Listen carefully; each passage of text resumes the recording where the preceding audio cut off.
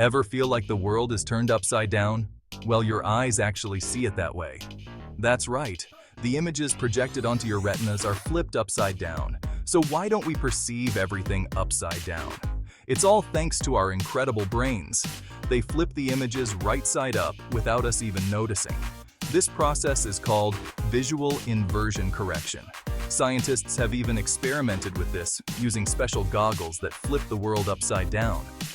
At first, everything feels upside down, but after a while, the brain adjusts and the world looks normal again. Pretty mind-blowing, right? So next time you open your eyes, remember, your brain is flipping the world for you. Like and subscribe for more eye-opening facts.